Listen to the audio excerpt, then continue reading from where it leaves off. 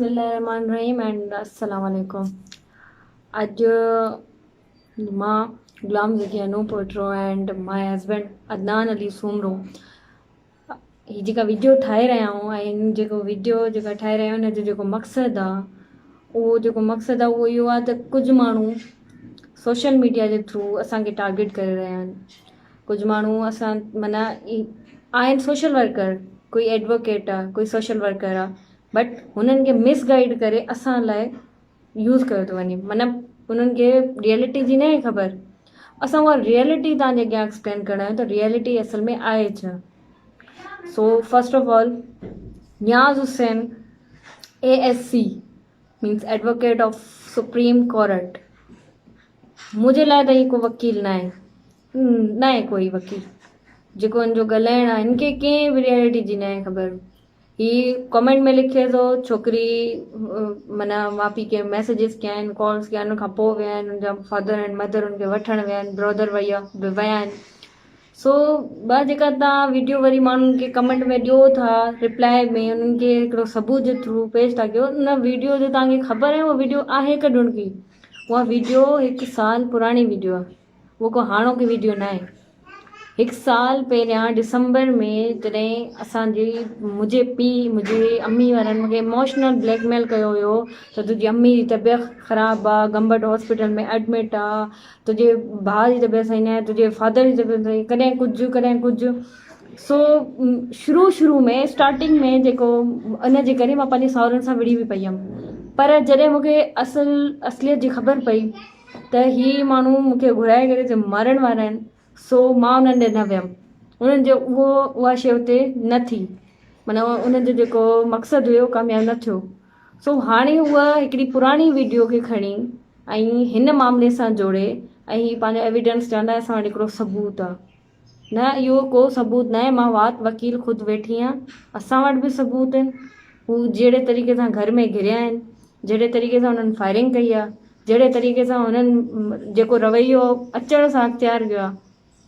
तव्हांजे घर को अचे, हू तव्हांजा घर अगरि कोई ईंदो त फीमेल ईंदी, मेल अंदरि न ईंदो। उहो पहिरियां परमिशन वठंदो, कंहिं ॿिए जे घर वञण लाइ तव्हांखे परमिशन जी नीड आहे।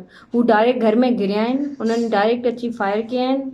उन्हनि पहिरियां हवाई फायर कया आहिनि, उनखां पोइ जॾहिं उन्हनि सां बहस थी उनखां पोइ उन्हनि सिधा फायर कया आहिनि।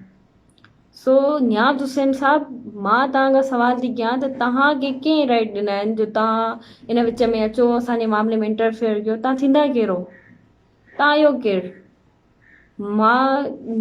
असांजो मसइलो हली रहियो आहे, तव्हांखे ही मसइलो नज़र अचे थो। कल्ह रिसेंटली हिकिड़ो वाक़ियो थियो आहे, बुखारी छोकिरी जेका आहे उहा बुखारी हुई, उनजे भाउ जो मर्डर थियो आहे। उन्हनि जो छा ॾोह हुयो, उन्हनि पसंदि जी शादी कई हुई।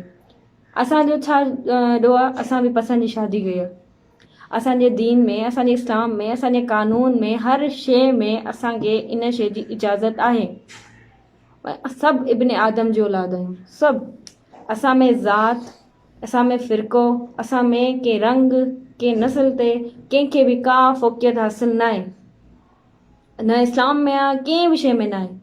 पोइ ही जेके माण्हू पंहिंजे हथ सां, असां नूंहुं पुट रहूं, ठीकु आहे, असां नूंहुं पुट रहूं, असां अदर कास्ट में शादी न आहियूं कंदा, पर न्याणियुनि जी सिर्फ़ु न कंदा। बाक़ी असांजा मर्द कंदा आहिनि। असांजा मर्द ईअं कंदा आहिनि, मुंहिंजो चाचो आहे, सो उहो हैदराबाद में रहंदो आहे या रावलपिंडी में हूंदो हो। पहिरियां जॾहिं उहो हैदराबाद में हूंदो हो त हुन हुते महाजराणी सां शादी कई आहे। उहा अदर कास्ट जी आहे, हैदराबाद जी आहे। उहो पहिरियां शादीशुदा आहे, हुन ॿी शादी मुंहिंजे चाचू सां कई आहे। उनखां पोइ मुंहिंजी अम्मी जो कज़न आहे, उहो उन ॿी कास्ट मां शादी कई आहे। माना एतिरा खोड़ सारा वाक़िया आहिनि असांजी कास्ट में जिन अदर कास्ट मां शादी कई आहे, पर उहे छोकिरा आहिनि, उन्हनि खे छॾियो थो वञे। बाक़ी असां छोकिरियूं, अगरि असां चऊं था त असांखे अदर कास्ट में हिन जाइ ते शादी करणी आहे, सो उहो उन्हनि खे बुरो थो लॻे। उहो चवंदा ही असांजी लाइक़ु न आहिनि, ही असांजी ज़ात छा आहे, असां ईअं न आहे। असांजे इस्लाम में, असांजे क़ुर पाक में मूंखे ॿुधायो त किथे लिखियलु आहे त ज़ात खां ॿाहिरि शादी न कयो, पंहिंजी ज़ात खां ॿाहिरि शादी न कयो। किथे लिखियलु आहे, कहिड़े किताब में लिखियलु आहे? किथे का हदीस आहे, किथे को इहो बयानु थियलु आहे या कानून में आहे, किथे आहे? जुर्म कहिड़ो आहे असांजो? सिर्फ़ु एतिरो जुर्म आहे त असां शादी कई आहे पसंदि जी, उनजे करे असांजे गॾु लॻा।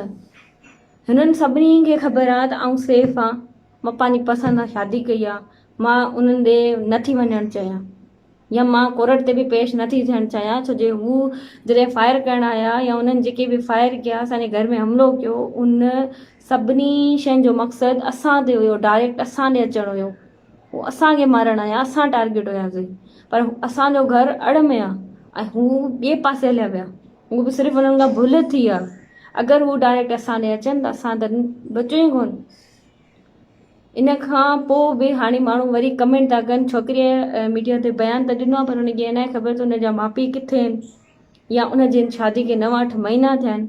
भाऊ कहिड़ी मां तव्हांजी सोच आहे। मार्च 2025 में मुंहिंजो निकाह आहे, मार्च 2025 में मुंहिंजो निकाह आहे, मार्च 2026 गुज़री चुको आहे, साल उते ई कंप्लीट थी चुको आहे। मार्च 2026 खां पोइ अप्रैल मई जून जुलाई हीअ अगस्त, 1.5 साल त थियो न। कीअं न 1.5 साल थियो? तव्हां कीअं था चओ त मुंहिंजी शादी खे 1.5 साल न थियो आहे? प्रूफ निकाहनामो मूं वटि आहे, फ्रीवेल हर शइ असां कई आहे, असां वटि हर शइ पई आहे। तव्हां विच में अची चओ त तव्हांजो निकाह न आहे थियल, तव्हांजो जेको आहे 1.5 साल न आहे थियो, 9-8 महीना थिया आहिनि तव्हांखे, तव्हांजे माउ पीउ जी न आहे ख़बर। बाबा मूंखे पंहिंजे माउ पीउ जी ख़बर आहे, हू किथे आहिनि, हू सेंट्रल जेल में आहिनि, छो जो हुननि कमु ई अहिड़ो कयो आहे, हुननि कमु ई अहिड़ो कयो आहे, हुननि खे न कंहिं घुरायो आहे, न मूं घुरायो आहे, न मुंहिंजे हस्बैंड को मैसेज वियो आहे। इहो बयानु भले केरु क़ुर ते वठे, असांखे असां क़ुर ते ॾियण लाइ तयारु आहियूं, असां न आहे घुरायो पंहिंजी फैमिली खे। हू सिर्फ़ु असांखे मारणु आया हुया, सिर्फ़ु मूंखे ऐं मुंहिंजे हस्बैंड खे मारणु आया, ऐं उन जे विच में जेके ॿिए माण्हू आया आहिनि उन्हनि खे गोलियूं लॻियूं आहिनि। सो सिर्फ़ु एतिरो कमु कयो, असां शादी कई आहे, इन खां वधीक कुझु बि न कयो आहे। असां जो तव्हां हर वक़्तु हर वीडियो में, ऐं तव्हां एतिरा वांदा हो, तव्हांखे का वीडियो का पोस्ट थी नज़र अचे उन ते कमेंट था कयो, छो तव्हांखे को केस नथो मिले या? तव्हांखे को केस नथो मिले त उहा ॻाल्हि, इहो तव्हांखे केस था वठी ॾियूं, बाक़ी ॿियनि जे केसिस में, ॿियनि जे मैटर्स में इंटरफेयर करण जो कहिड़ो ज़रूरत आहे तव्हांखे? ऐं ॿियो प्रेसिडेंट जेको आहे बैरिस्टर टीम जो अख्तर जब्बार साहब, बेसिकली मां हुनजी हिकु वॾी फैन आहे, फॉलोवर आहे। मां कॾहिं बि उन्हनि खे कंहिंजे लाइ माना ईअं ॻाल्हाईंदे या बिना कंहिं मक़सद जे बिना कंहिं प्रूफ जे ॻाल्हाईंदे न ॾिठो आहे, बट हिन दफ़े उन्हनि खे कंहिं मिसगाइड कयो आहे। सो मिसगाइड कंहिं कयो आहे उहो त मूंखे ख़बर आहे, मुंहिंजे कज़न कयो हूंदो शकूर, छो जो उहो बि बैरिस्टर टीम जो या जेके ॿिए अदर्स आहिनि उहे। सो बैरिस्टर अख्तर जब्बार साहब, मां तव्हां सां मुखातिबु आहियां ऐं मां तव्हांखे इहो चवणु थी चाहियां, मां पसंदि जी शादी कई आहे, तव्हां सोशल वर्कर आहियो, तव्हांजी असांखे नीड आहे, तव्हां असांजी हेल्प कयो, तव्हां आवाम जी हेल्प कयो। तव्हांखे कोई बि मिसगाइड करे थो, बाबा हीअं थियो आहे, हीअ मसलो हीअं थियो आहे, छोकिरी घुरायो, अगरि छोकिरी घुराए या कुझु बि अहिड़ो को मैटर हुजे हा, उहो बि सोशल मीडिया ते ज़ाहिर थिए हा, उहो मां पाण एक्सप्लेन कयां, न मूंखे हिते कंहिं क़ैद कयो आहे, न मां कंहिंखां ॾुधी आहियां, न मूं पंहिंजी मर्ज़ी सां शादी कई आहे, पाण ख़ुदि कई आहे। ऐं तव्हांजी जेका टीम आहे, आरिफ खाकी आहे, अब्दुल शकूर नूपुट आहे, ज़ुबैर सहतो आहे, ऐं Ayaz Ali Sindhi, Jamil Ahmed Ghangro, Ashiq Ali Sanjrani, Bakht Abro, Baqir Kandhro, Amjad Ali Jatoi, barrister Afaq, Amjad Rahujo and Faiz Ali Khorkhani sorry. इन्हनि सभिनी जेका बि हाणे मीटिंग कई, मीटिंग खां पोइ उनजो जेको बि इरादो आहे, सो तव्हां इरादा भली ठाहियो, तव्हां टीम वर्क भली कयो, पर अगरि असां ॿिनी जी जान खे कुझु बि थियो त असां ॿिनी जी जान जा मर्डर जा, असांजे ॿिनी जे क़त्ल जा ज़िम्मेवार बि तव्हां आहियो, जंहिंजा मां नाला खया आहिनि, ऐं बैरिस्टर अख्तर जब्बार बि ख़ुदि आहे, छो जो टीम मेंबर्स आहिनि, ही सभु जेके बि माण्हू आहिनि उहे उन्हनि जा हेल्पर्स आहिनि। तव्हां हेल्प कंदो, ज़ाहिरी ॻाल्हि आहे उन्हनि खे हेल्प मिलंदी, ऐं उन खां पोइ असांखे हू हमिलो कंदे देरि न कंदा, छो हुननि जो टारगेट इहो आहे त हीअ कोर्ट में पेश थियनि, ऐं असां कोर्ट में पेश नथा थियणु चाहियूं। असां चवंदा असांखे सिक्योरिटी ॾिनी वञे फस्ट ऑफ ऑल, छो जो असांजी जेके घर घिरिया आहिनि सुभाणे कोर्ट में मारींदे कहिड़ी देरि कंदा। ऐं उन खां पोइ कुझु माण्हू ॿिए बि आहिनि जंहिंमां असांखे जान जो ख़तरो आहे। फस्ट ऑफ ऑल जेकी मां नाला खया इन्हनि सभिनी मां आहे असांखे। ऐं उन खां पोइ शमीर अहमद नूपुट आहे, उन कमेंट में लिखियो आहे त तव्हां छोकिरी जो सहारो खणी, औरत जो सहारो खणी ऐं इहो सभु कुझु करे रहिया आहियो। न बाबा, ही औरत जो सहारो नथा खणनि, हिन कंहिं बि मूं ते दबाव न विधो आहे, मां पाण आई आहियां मीडिया ते, मां हीउ बयान बि पाण ख़ुदि ॾेई रही आहियां, मूं ते कंहिंजो बि को बि ज़ोर न आहे। उन खां मोहम्मद इब्राहिम चांडियो ऐं यासीन शर कमेंट में लानत मोकिली, लानत तव्हां मोकिलींदा आहे, बट मूंखे इहो ॿुधायो असां शादी करणु, तव्हां शादी कई हूंदी, तव्हांखे कंहिं लानत ॾिनी? इस्लाम में आहे शादी, कानून में आहे शादी, असां शादी कई आहे, असां को जुर्म न आहे कयो। तव्हां मूं ते ईअं लानत था हणो, तव्हां ईअं तोहमत हणी वञो था। उन खां पोइ हैदर अली इस्लामी थो चए त माउ पीउ एतिरो पढ़ाए लिखाए ऐं ईअं कयो, उन खां पोइ तव्हां इहो क़दम कयो। माउ पीउ असांखे पढ़ायो लिखायो आहे, हिन जा अहसान हर शइ आहे, बट अगरि पढ़ाइणु लिखाइणु एतिरो पढ़ाइण जो कहिड़ो फ़ाइदो जॾहिं तव्हांखे हिकिड़े ॼट गवार ॻोठ में कंहिंजे बि हुन ते ॾेई छॾनि, हा कहिड़ो फ़ाइदो? जिते मां राज़ी न आहियां, जिते मूंखे शादी करणी न आहे, उते ज़ोर ज़बरदस्ती हिकिड़े माना धमकियूं ॾेई की तव्हांखे हीअं न कंदो, तव्हां हीअं थींदो। उन जे बावजूद बि माउ पीउ ऐं बिना कंहिं ॿुधाइण जे, बिना कंहिं बि शइ जी इंफॉर्मेशन जे बिना उन्हनि मुंहिंजो रिश्तो करे छॾियो, अर्शे करे छॾी। ॿाहिरि मारणु घर आया आहिनि, पीउ मारणु घर आयो आहे, पोइ बि माउ पीउ हर कंहिं वटि हक़ आहे ज़िंदगी जीअण जो, शादी करण जो, को असां नाजाइज़ कमु न कयो आहे। उन खां पोइ मुंहिंजा रिलेटिव्स था अचनि, बशीर अहमद नूपुटो, शकूर, अयूब, सजाद, मुंहिंजा भाइर नईम, फ़हीम, मुंहिंजो वालिद शफ़ी मोहम्मद नूपुटो, एंड उन खां पोइ मुंहिंजा चाचा कुर्बान, शेरल, ॿियो मोमिन, ग़ुलाम हुसैन जंहिंखे चवंदा आहिनि मोमिन, इहे सभु असांजी मौज जा ज़िम्मेदार आहिनि। अगरि असांखे कुझु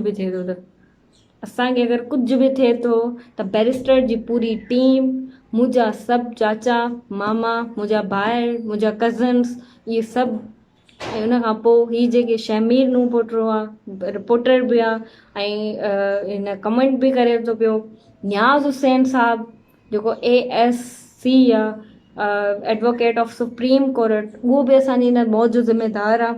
इहे सभु बैरिस्टर जी पूरी टीम, न्याज़ हुसैन, मुंहिंजा रिलेटिव्स, मुंहिंजा भाइर, मुंहिंजा जेके बि आहिनि, हिनमहिल ही सभु हिकिड़े पासे आहिनि, ऐं असां ॿिन्ही जी ज़िंदगी हिकिड़े पासे आहे। ऐं असां ॿिन्ही खे जेको ख़ौफ़ आहे, या जेको बि जेको असांखे टारगेट कयो थो वञे, उहो इन्हनि जी तरफ़ां थो कयो वञे। हिकु बैरिस्टर जी पूरी टीम उन्हनि खे सपोर्ट करे रही आहे। न्याज़ हुसैन साहबु उन्हनि खे कमेंट में हर जाइ ते, उन्हनि खे फैसिलिटीज़ में, हर शइ में उन्हनि खे सपोर्ट करे रहियो आहे। हालांकि मूंखे हिननि जी सम्झ में नथी अचे त इहे एतिरा वांदा आहिनि जो हिननि वटि एतिरो टाइम आहे, जो हिननि वटि हर शइ जो जवाबु आहे। न कंहिं शइ जी रियलिटी जे बारे में ख़बर आहे, न मुंहिंजे बारे में ख़बर आहे, न मूंसां छा थियो आहे उनजी ख़बर आहे। बाबा मां न ई घुरायो कंहिंखे, मां पाण वेठी आहियां, मूंखे कंहिं कयो न आहे कयो। या साहब इहा ॻाल्हि तव्हां कन खोले ॿुधो। ऐं उन खां पोइ ॿिए जेके माण्हू कमेंट करे रहिया आहिनि, त मां तव्हांखे तव्हां कमेंट त करे हलिया था वञो, पर तव्हां इहो त ॿुधायो असांजी सोसाइटी में घणा मर्डर थी चुका आहिनि। टंडो मस्ती में हिकु मर्डर थियो, ठीकु आहे, टंडो मस्ती में हिकु छोकिरी शादी कई, निकिरी वई घरां, उनखां पोइ उनखे वापसि घुराए उनजो वीडियो भरे उन ते फायर कया विया, ऐं उनजो वीडियो अञा बि सोशल मीडिया ते पियो आहे। उन खां पोइ बलोचिस्तान में वाक़ियो थियो, बलोचिस्तान में छोकिरी खे क़ुरान हुयो हथनि में, पोइ बि उनखे मारियो वियो। उन खां पोइ हाणे कल्ह रिसेंट हिकु वाक़ियो थियो आहे, जंहिंमें बुखारी आहे छोकिरी सैयदा, उनखे मारियो वियो आहे, सिर्फ़ु उनजे भाउ मारियो आहे, शादी करण था, कोर्ट मैरिज था। असांजी ज़िंदगी जो ज़िम्मेवार केरु आहे सुभाणे? मुंहिंजो तव्हां खां सुवाल आहे, सर अख्तर जब्बार साहबु, मुंहिंजो तव्हां खां सुवाल आहे त असां ॿिन्ही जो कहिड़ो ॾोह आहे? तव्हांखे हिकु पासे ॾांहुं मिसगाइड कयो थो वञे त उन पासे हलिया था हलो,